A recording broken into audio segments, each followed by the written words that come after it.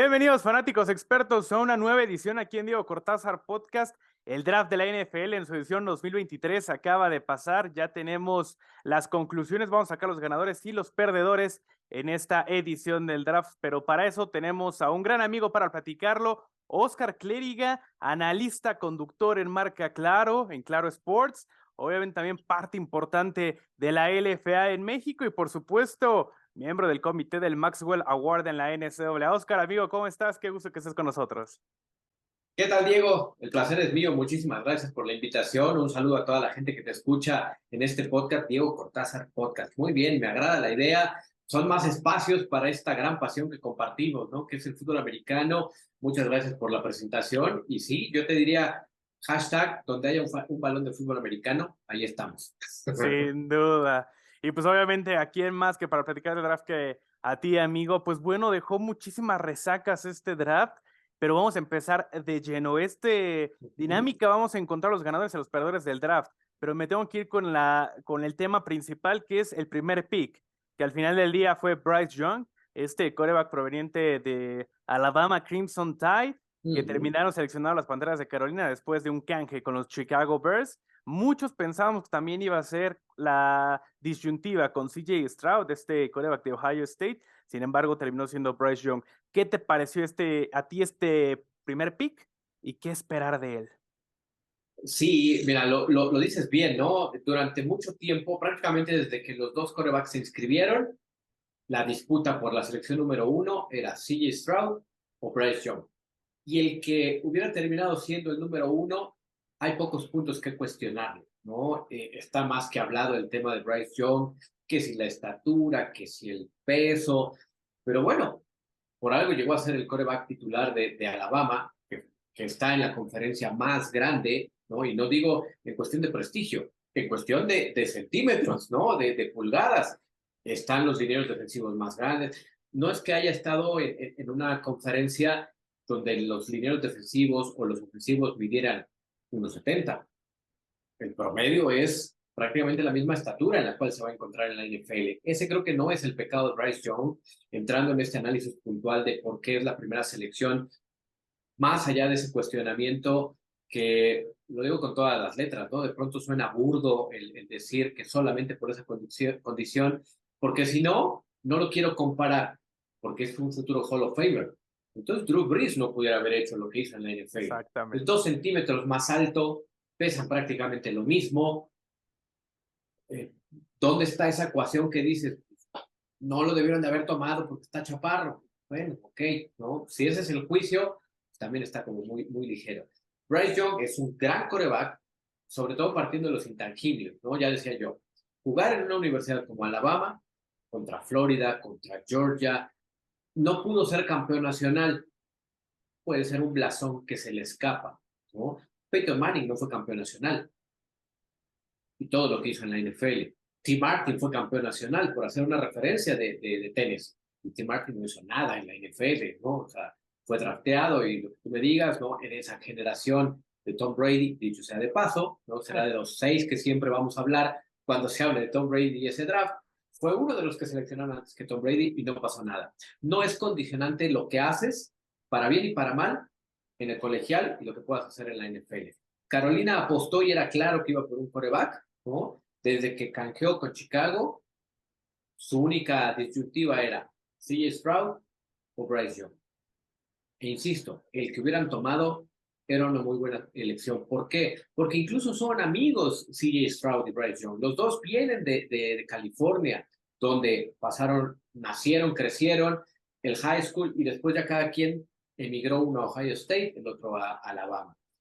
De eso se trata el destino. Bryce Young, hacer un juicio anticipado, está en un equipo que está en franca reconstrucción, tiene algunas herramientas positivas, pero hoy lo más complicado es encontrar un coreback. Apostaste muy alto y me parece, y esta comparación, es que desde Cam Newton, ¿no? Ok, está bien tener sus puntos de referencia, pero me parece que la historia de Bryce Young puede ser muy distinta a la de Cam Newton a favor, ¿no? Conseguirá las cosas de forma distinta al ex quarterback de la Universidad de Auburn. Creo que Carolina no se equivoca y los Tejanos de Houston pues estaban en esa posición cómoda, pues el que me dejen es el que yo voy a tomar, ¿no? Y justamente por eso, hablando ahora de los Tejanos de Houston, para mí, uno de los grandes ganadores de este draft, porque Sin duda. obviamente se llevan a CJ Stroud en la segunda selección, pero brincan a la tercera y se llevan Sí. también a Anderson, este defensivo. Entonces, de hecho, estaba la pregunta a quién iban a llevarse, si realmente necesitaban un coreback o podrían irse con un Ujú. coreback en una ronda después y mejor apostar por el defensivo Anderson. Al final se llevan a los dos. ¿Cómo ves la estrategia de los Texans en este momento? Lo dices bien, es la más agresiva en estas primeras elecciones, ¿no? Porque tienes el 2 y muy pocos equipos han osado el pensar el 2 y el 3, ¿no? O el 3 y el 4. Te quedabas con, bueno, tengo el 2, tengo el 5, bien, y después nos vamos al siguiente pick que tengamos. Los Tejanos dijeron, a ver, coreback es de primera línea, insisto, el que nos dejara fue CJ Stroud, que por supuesto es un gran coreback que tiene muy buenas calificaciones, muy similar a lo de Bryce Young, ¿no? La capacidad de pases cortos, 9.7 en cuanto a las calificaciones, pases de media distancia, 9 cerrado, el caso de pases largos, 9.5. Estás hablando casi de excelencia, ¿no? De tanto Bryce Young como de CJ Stroud. Eh, Tal vez Bryce Young, este intangible de la inteligencia, superaba a CJ Stroud en el colegial. Porque, ojo, todas estas evaluaciones desde lo hecho en el colegial. Lo que Sí, venga de aquí en claro. adelante es una historia totalmente distinta. Pero lo que hace Houston al decir Arizona está empezando a escuchar el canto de las sirenas de otros equipos, ¿no? Se hablaba incluso de Tennessee horas previas al draft. Entonces Houston dice, ok, ¿quieres cambiar? Yo pongo mis fichas en la mesa y le salió de manera espectacular. No, no hay forma de decir que Houston no es uno de los ganadores del draft por las dos selecciones. Se llevan a un coreback elite y se llevan al mejor defensivo en esta generación, sin lugar a dudas. Hay quien decía Jalen Carter antes de que lo que le pasó. No, a ver, Will Anderson Jr. es el mejor defensivo de la generación 2023. Y Houston dijo, tenemos la oportunidad, Arizona lo va a aceptar, pero de filo se fueron y es un equipo que hoy tiene un presente y un futuro promisorio con dos anclas para forjar una franquicia, un quarterback y un linebacker o un edge rusher como dicen ahora, ¿no? De alto calibre. Es imponente lo que hizo Tejanos. Habrá que esperar, insisto, son dos mundos distintos. Lo que hicieron en el colegial, ahí está, se cierra con la consecución del draft y se abre una nueva ventana que es la NFL. Me parece que los dos tienen el calibre para ayudar a los Tejanos a volver a estos años de gloria, ¿no? Aunque me dirán, bueno, ¿cuáles son los años de gloria? Bueno, pues la franquicia nueva relativamente, ¿no? Claro. Los Tejanos de Houston. Pero el único punto es CJ Stroud, no hay un coreback al cual le pueda apuntar CJ Stroud en la historia de los Texans. Will Anderson sí tiene una sombra grande, la de Bastante. J.J. Watt, ¿no? Pero de eso se trata. Me parece que Houston sí es uno de los tres primeros ganadores del draft. Sí, sin duda, pues hablando de que no tiene a quién apuntarle así de Stroud, estaba por ahí Deshaun Watson, sabemos lo que pasó con él, Uh-huh. no tuvo el suficiente tiempo, llegó lejos, estuvo en esos partidos de playoff precisamente contra los Chiefs, se Sí. quedó muy atrás, ya sabemos la polémica. Y hablando de polémicas, mencionaste a Jalen Carter, ahorita iremos con él, sin embargo, te quiero hablar sobre Will Levis, este quarterback que también Uh-huh. iba a ser, bueno, estaba pronosticado para ser al menos que saliera en la primera ronda, él mismo declaró que no iba a ir a la gala invitado, si no iba a salir en la primera ronda y al final termina yendo, de hecho aquí tengo hasta el round 2 en el pick número 33, los seleccionaron Sí. obviamente los Titans. ¿Qué opinas sobre este coreback? Sí, mira, es de esas historias que tienen esa ambigüedad, ¿no? Porque todo mundo en estos mock drafts que se hacen, ¿no? Desde Mel Kiper hasta uno mismo que hace este ejercicio, Claro, eh, Will Levis estaba dentro de los, y está, ¿no? Dentro de la mejor calificación de quarterbacks de esta generación. Pero la primera sorpresa la da Houston al intercambiar con Arizona. De eso no hay duda. Porque lo de Bryce Young y C. Stroud no es ninguna sorpresa. Houston provoca en el número 3, pero los Colts son los que realmente sorprenden en esa cuarta posición, porque todo mundo ponía a Levy en esa posición. con un equipo como los Colts, que necesitaban quarterback, que tenían una buena estatura en cuanto a los picks se refiere. Resulta que los Colts dicen, no, nos vamos con Anthony Richardson. Y es ahí donde empieza esta hecatombe para el quarterback de Kentucky, porque voy a hacer la analogía, ¿no? Y de eso sirve de pronto el mundo del cine, lo que pasa con el quarterback de Draft Day, ¿no? Claro. Que no lo toman, entonces el resto de los equipos dicen, oigan, ¿qué pasó? ¿Qué descubrieron? ¿Qué hay? Y empiezan las dudas, y creo que eso es lo que termina tocando a Will Levis, porque empieza ese fenómeno donde había equipos que podían ir por un quarterback y decían, no, por algo Indianapolis decide mejor por Anthony Richardson. Apostando a la historia de los Colts, el perfil de Will Levis es más de los Colts que el de Sí. Anthony Richardson, ¿no? Andrew Luck, el mismo Peyton Manning, por supuesto. Yo diría que incluso está Jeff George, ¿no? Que pudiera ser el que más rompe ese molde de aquellas épocas con los Colts. Bueno, van por Anthony Richardson y empieza ese efecto dominó que hace que veamos una de las historias que ya lo sabremos, ¿no? Porque ahora tiene él esta parte donde hoy el flamante quarterback de los Jets, ¿no? Aaron Rodgers, le tocó algo así. Perdón que toque ese son, ¿no? Pero él pensaba que iba a ser la primera selección global del draft y resulta que San Francisco dijo Alex Smith. Entonces eso le sirvió para decir, ok, ahí va. Y hoy, sin duda alguna, va a estar en Canton, Ohio, Aaron Rodgers, ¿no? Y así podemos poner muchos ejemplos. Hoy tienes la oportunidad el quarterback de Kentucky. Es decir, ok, toda la primera ronda me peluceó, como dicen ahora los chavos, ¿no? Ajá. Y hasta la 33, los Titans, que de inmediato es como un silbato para Ryan Tannehill. Es agencia libre, te respetamos y no trajimos a nadie más. Pero en el draft, aquí está un quarterback que si lo sabemos desarrollar, me parece que puede hacer muy bien las cosas en la NFL porque es un quarterback a carta cabal. Le tocó estar en un equipo que hizo las cosas bien, pero bueno, estar en una conferencia donde está Tennessee, donde está Florida, ¿no? Donde está Alabama, Georgia, diciendo Kentucky, hizo más de lo que hay muchos que dicen, es que en el partido contra Georgia no se vio, bueno, o sea, pues, Kentucky contra Georgia, o sea, Sí, también. tampoco es un botón no sirve de pronto de muestra, ¿no? En contrario a ese famoso adagio, ¿no? De que para muestra basta un botón. Hay ocasiones en que no, y esta es una de ellas. Ese botón del partido de Kentucky contra Georgia, que mucha gente lo vio, no es el rasero para calificar a este prueba que, mira, cae en un equipo sólido, que no tiene tanta presión mediáticamente, así que puede trabajar bien su presente y su futuro.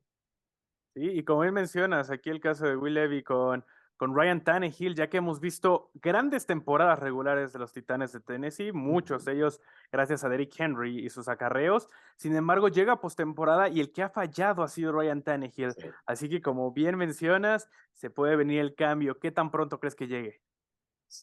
Es de estas historias que de inmediato, ¿no? Muchos dirán, bueno, las apuestas incluso, ¿no? Porque ya apostamos hasta por si se le cae la gorra al oficial. Me parece que semana 7, semana 8 va a ser ese Ecuador, que si no le están saliendo bien las cosas a Ryan Tannehill, se va a pensar en hacer el switch, ¿no? Lo vimos con Mitch Trubisky y Kenny Pickett, lo hemos visto en muchas ocasiones, ¿no? Lo vimos de forma dramática con Tua Tagovailoa y Ryan Fitzpatrick en los Dolphins, Sí, que aunque claro. le estaban yendo bien las cosas al Barbón, pues, llegó el descanso y le dijeron, te sentamos porque hay que poner a Tua. Creo que esa es una de las historias a seguir por lo que pasó en el draft, que a nadie se nos va a olvidar la cara de él y de la novia. Yo no Sí, sé quién estaba sufriendo más. Era dramático ver esa imagen, ¿no? Y cómo el director de cámaras detectó de inmediato, ¿no? Que ese era el pulso de una historia paralela que más adelante le vamos a agradecer que haya tenido esa visión de ir siguiendo la reacción pick tras pick del coreback, porque era dramático. Cuando ya estaba en los veintitantos, él ya sentía que el mundo se estaba cayendo a pedazos. sí, como bien mencionas, no sé quién está sufriendo más, si él o la novia, no me imagino la sensación y la Sí, desesperación, ¿no? Porque, insisto, él estaba tan seguro que iba a salir en los primeros picks, sí, terminó hasta el día siguiente. Bueno, o muchos desearían llegar a la NFL, pero aquí hasta el desdén de terminar en la segunda ronda, pues obviamente fue bastante ruidoso para él. Sí. Sin duda. Ahora hablando precisamente de la otra polémica de Jalen Carter, este jugador que Ujú. salió en el pick 9 global en la primera ronda por las Águilas de Filadelfia. Pues todos sabemos su historia, o si no la saben, pues medio la resumimos, pues este jugador, después de festejar su campeonato nacional con Georgia, termina en un automóvil, pues con alcohol, esa es la temática, en un accidente en el que pierden la vida uno de sus compañeros y otra persona. Entonces, importante lo que sucedió, sin embargo, al final del día, pues salió libre, va a estar en la NFL. A ti, Oscar, como persona, obviamente como analista y como todo, ¿qué te trae esta situación? Sí, mira, es complejo, ¿no? Porque hay muchas aristas en una situación de este calibre. Pero yéndonos solamente a lo estrictamente deportivo, ¿no? Sin querer quitar, pero es como lo de Sean Watson, ¿no? Son temas que salen de nuestra patria potestad como analistas de deportes, ¿no? Si las leyes han determinado esa situación, bueno, entonces hay que aprovechar. Yo era de los que pensaba que Jalen Carter se iba a ir hasta la segunda ronda, que la NFL iba a ser mucho más dura, no la NFL, las franquicias como tal, que son las que terminan reclutando, ¿no? Seleccionando, que iban a castigar a Jalen Carter en esa situación, porque caer de la primera a la segunda, estás hablando de un universo de 20, 30 millones de dólares, Sí, sí, sin duda. que para ellos, por supuesto, representa mucho, ¿no? Porque yo siempre he dicho que el terminar tu carrera universitaria y ser reclutado en la primera ronda es un premio al trabajo de 15 años. Desde que empiezas a decir yo quiero llegar, pues tu primer contrato es como tu liquidación a lo que hiciste en el colegial, ¿no? Y de ahí empieza otra nueva historia. Yo pensé que a Jalen Carter le iban a poner ese castigo duro. Se encontró con la bonanza, ¿no? Y este destino caprichoso de que Filadelfia, al verlo libre, porque también me queda claro que Filadelfia no pensaba que podía llegar libre Jalen Carter a esas alturas, ¿no? Está libre, tenemos a dos, tres de sus brothers que fueron campeones dos veces, ¿no? Algunos solamente jugaron el último año, otros acaban de llegar, y eso te da una combinación donde puedes decir, hey, es el escenario ideal para volver a meter al aro a Jalen Carter. Ese creo que es un intangible que Filadelfia, por eso se convirtió en una pieza fundamental para rescatar esta historia, para rescatar este jugador. Las lágrimas de Jalen son de igual forma, ¿no? Es como veíamos la desesperación de Will Levy. Este llanto de Jalen Carter es justo eso, porque tú lo dices, ¿no? O sea, todo este cúmulo de sentimientos de estar cerca de perder todo por lo que habías trabajado, ¿no? Si la ley hubiera impuesto algo más fuerte, te da una segunda oportunidad, quieran ver cómo lo vean, ¿no? Es una segunda oportunidad muy rápido, vas a ir a la NFL, pero además vas con el campeón de la conferencia nacional que tiene la mitad prácticamente de esa defensiva donde tú fuiste campeón dos veces con Georgia, caes en blandito y caes siendo una gran figura defensiva de dos veces campeón nacional, Georgia. Sí, sin duda, luego mucha gente, los fanáticos y también la prensa critican mucho las medidas de la NFL en esos temas polémicos, que le falta mano dura, igual con el tema precisamente de Deshaun Watson, que Uh para -huh. gusto de muchos debe haber sido castigado después de tantas acusaciones, al final no lo fue. Ahora aquí Jalen Carter, ves que y justo lo mencionas, que no solamente pues, lo perdonó, sino que le dio una segunda oportunidad y qué nivel de segunda oportunidad. Así que ya veremos, esperemos que la aproveche, que aprenda esa lección y que pues obviamente pues, pues crezca también como persona y como jugador. Y ya lo veremos ahí con un equipo que sin duda sigue siendo contendiente, teniendo a un coreback top 3 de los mejores pagados de toda la liga. Sí, no, y que es otro fenómeno, ¿no? También vivimos una locura entre casi fueron 4 días donde decías, bueno, esto parece en carrera, parece subasta, ¿no? Este ya es el mejor pagado y salían los 2 días otro y luego otro. Es el mundo de la NFL, pero volviendo a lo de Jalen Carter, de inmediato es juntar a Godzilla, ¿no? Como le apodan al defensivo de Filadelfia, con Jalen Carter. Este impacto inmediato, la profundidad que tiene la línea defensiva de Georgia es impactante porque después llegó Nolan Smith, otro más, Kyle Claro. Ringo de la secundaria. es un equipo que está armado hasta los dientes defensivamente hablando y que tiene bonanza en la ofensiva con Jalen Hurts, ¿no? Por los que conocemos, de Devonta Smith, en fin. Es un equipo que creo que puede pelear, sin lugar a dudas, por volver a ser el campeón de la conferencia. Sí, sin duda. Y pues bueno, Oscar, te comentaba yo que los Texans, y tú me dabas la razón, que era uno de los equipos que ganaron este draft. Aquí va a estar apareciendo en pantalla los picks, al menos de la primera ronda de todos los equipos, pero tú nos mencionabas a otros dos equipos, dijiste uno de los tres que para ti son los ganadores. ¿Quién para ti también resultó ganador en este draft? En este draft, mira, para mí Filadelfia es uno por esta forma de reclutar personal de Georgia, ¿no? El otro, por supuesto, son los Tejanos de Houston. Yo te diría que en esa misma mesa, y sin que parezcan los colores, pero Pittsburgh es uno de ellos por las posiciones y sobre todo por la primera selección, que es el mejor liniero ofensivo en esta generación. El egresado de Georgia, ahorita se me escapa el nombre de este jugador, eh, no permitió una sola captura de quarterback en su etapa como colegial. Estuvo prácticamente en todos los snaps con los Bulldogs. Pittsburgh por esa forma se lleva otro a la cerrada que dirán, bueno, tienen a Fairmouth, es otro, pero es un gran ala cerrada para bloquear el caso de Washington, también de Georgia. Aquí, estas dos universidades, la gente los equipos que reclutaron gente de Alabama y gente de Georgia, los tienes que poner en esas primeras 10 posiciones. Y estás hablando que fueron 10 jugadores de Alabama, 10 jugadores de Georgia. 20 jugadores de los 200 y tantos salieron de estas dos universidades. Es una locura. Es el 1% o el 10%, pero estás hablando de dos colegios que nutren muchísimo a la NFL.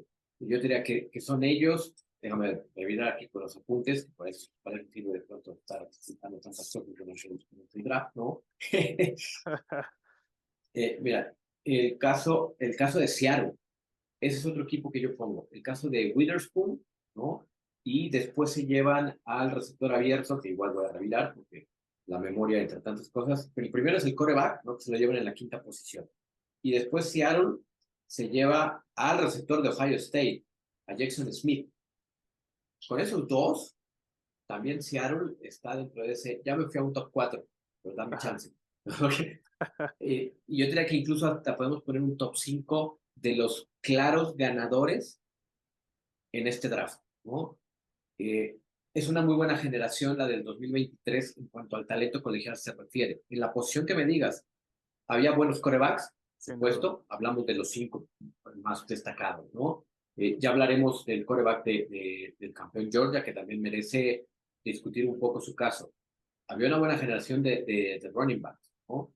El de Alabama y el de Texas, ¿no? Villan Robinson y el caso de Jamar Gibbs de Alabama, que Claro. termina saliendo en la primera ronda. Los Leones de Detroit, bajita la mano, no están en el top 5, pero reclutaron bien, seleccionaron bien, porque en estos azares, los que reclutan son las universidades, los que Exacto. seleccionan son los de la NFL, ¿no? Cuestión semántica, pero bien merece la aclaración y el ejercicio de siempre decirlo de esa forma, ¿no?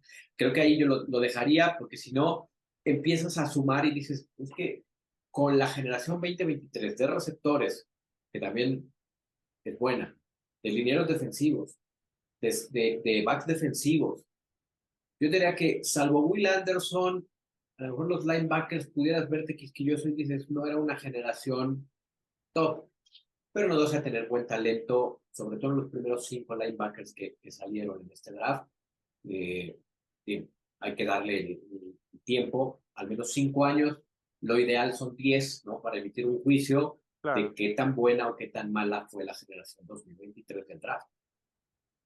Pero que a diferencia de los últimos años que hemos tenido, al menos también en talentos, pinta para estar muy bien. Y bien Sí. mencionas al coreback campeón de Georgia, es Stetson Bennett, quien fue seleccionado por los Rams de Los Ángeles ya lejos de los primeros picks. También este coreback, una historia también muy diferente a la que hemos visto, decidió quedarse pues tiempo extra en la universidad, ganó otro campeonato, pues ya superando los 25 años. ¿qué opinión te tiene este quarterback? Porque a lo mejor si hubiera salido y regresado el año pasado, estuviera peleando los primeros picks. Ahora se fue mucho más atrás. ¿Qué esperar de Stetson Bennett? También una franquicia que viene pues de ganar hace un año el Super Bowl, así que pues sigue en reestructuración, tiene a Matthew Stafford todavía con las lesiones. Ujú. ¿Qué le espera a Stetson Bennett? Sí, es un tipo que tiene muchas historias alrededor, ¿no? Lo refieres bien. Que Él decide quedarse un año más con Georgia y le sale la apuesta, porque es de los Claro, pocos que puede presumir que es 2 veces campeón en back-to-back en el colegial, que son menos de 5 en la historia. Es un logro importante el que hace Stetson Bennett. Y la apuesta para muchos pudo haber sido alta en cuanto al precio, porque en el 2022 la generación de coreback no era tan vasta, pero para nada, ¿no? Y ahora había mucha competencia y por eso Bennett se va ni siquiera en segunda ronda, ¿no? O sea, se va tirado más hacia arriba o más hacia abajo, dependiendo de cómo lo quieras ver, ¿no? En claro. el draft. Pero es un tipo que desde niño tenía claro lo que quería hacer, ¿no? Ser coreback de Georgia. Y ahí en las plataformas digitales, ustedes pongan la historia de Stetson Bennett, la más recurrente es una que hace ESPN, donde entrevistan al papá y el papá cuenta esa anécdota, ¿no? De que él le dijo, yo voy a ser quarterback de Georgia, quiero ser quarterback de Georgia, y lo logró. Después de que lo batearon 3 veces, el mismo Kirby Smart 2 veces le dijo, no, no eres el quarterback para esta universidad. Y mira quién se termina poniendo las palabras, ¿no? El propio Kirby Smart. Es un tipo que llega a los Rams, que tiene un colega, ¿no? De la misma alma mater, ¿no? El caso de Matthew Stafford, ya hace muchos años, Sí. egresado de Georgia. Pero bueno, llega un equipo que le puede permitir el tiempo necesario para fraguar y no es el más alto, no es el del brazo más fuerte, no es el más rápido, pero supo llevar a un equipo poderoso, sí, pero que no cometió errores.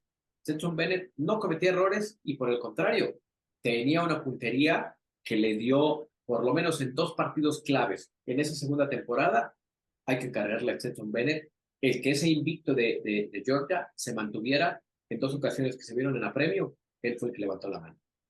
Además de que llega a un equipo que bien mencionas como bien formado con Sean McVay al mando, Uh que -huh. tiene las piezas necesarias para forjarlo y si no ser contendiente de inmediato de nueva cuenta, pues ya el control es de Stetson Bennett puede ser otra historia. Pues bueno, Sí. Oscar, ¿algún otro detalle que nos esté escapando en este draft que quieras comentar, que se te haya ido, que a lo mejor el verdadero perdedor, a lo mejor la gran sorpresa de este draft, algo más que nos falte? Mira, rápidamente yo te diría por ejemplo, o sea, ya hablábamos de estos grandes ganadores, pero Atlanta merece mención honorífica porque se lleva a Villan Robinson, una joya de la corona en la posición de running back. Atlanta puede forjar su equipo a la vieja usanza. Me Claro. estoy yendo a lo mejor a los 80, 70, porque de 90 para acá la posición de corredor como que ha Coreback, sido devaluada, ¿no? sin duda. Villan Te, Robinson te puede duran ser. 3 años los corredores ahora en la liga. Sí, por supuesto también, ¿no? O sea, los Cates ahora son 3 veces más impactantes que en los 70s, 80s, pero está apostando a eso. Creo que Atlanta hay que seguir muy de cerca esa situación y yo te diría que para la afición de los Cowboys tienen 3 nombres fundamentales. Uno de ellos, Deuce Vaughn, el corredor de Kansas State. Ojo con ese chavo, ¿eh? O sea, se fue muy alto en el draft. Pero con Tony Pollard y con esta rotación que puede hacer el equipo de los Cowboys, ahí dejo estos 2 corredores. Sí, me gusta mucho la receta de la abuela del fútbol americano de correr el balón, soltar la defensiva. Creo que hoy es un upgrade que le dan estos 2 tipos a esa inercia. Sí, si no lo estaremos viendo de cerca, también Atlanta, que también viene un proceso de estructuración Sí. completo, que se auguraba que a lo mejor Lamar Jackson llegaba a esas tierras del sur, al Ujú. final no fue así, y por supuesto los Cowboys, que llevan ya años tratando de que, bueno, se Sí. quedan al borde de lograr otro título. Pues bueno, Oscar, ya para terminar este podcast ya se nos está acabando rápidamente, tenemos una sección que se llama This or That.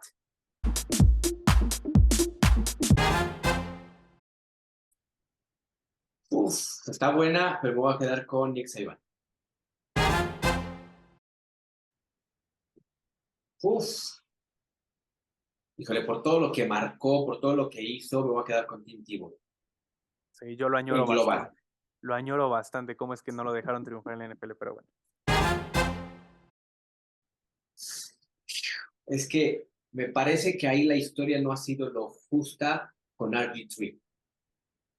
Johnny Manziel tuvo un año del sueño, tuvo 12 partidos espectaculares y nada más. RG3, hablamos de 2 años de estar ahí, ¿no? Y que bueno, en la NFL, desgraciadamente, le pasó en la rodilla y la forma como no supieron sacarlo, terminó zanjando una carrera que pudo haber sido de las mejores. Uf, me van a perdonar todos los fans del número 12, ahora número 8. Ya ni Pero me di- de todas, me quedo con Brett Favre. Uf, esa es la más brava, ¿eh? Son dos quarterbacks muy, muy buenos. Llegaron a destinos distintos, ¿no? Primer año de Trevor Lawrence es para el olvido, parecía broma. Parecía que había llegado un chiste de Trevor Lawrence por el coach que le tocó. Joe Burrow ya estuvo en un Super Bowl y ya hay juicios en NFL para calibrarlo. Si me preguntas en colegial, lo de Joe Burrow es algo del sueño, de un año. Lo de Trevor Lawrence es a lo largo de 3, ¿no? eh, Es muy complicada. Yo te diría que, híjole, por la solidez en el colegial, sería Trevor Lawrence, pero por lo que han demostrado en la NFL, con las circunstancias de cada uno, Joe Burrow. Híjole, me voy a quedar con Burrito. Joe Burrow. Perfecto, pues muchísimas gracias. Se nos acabó el tiempo, neta. Qué gustoso poder platicar contigo sobre el NFL Draft. ¿Algo más que quieras agregar?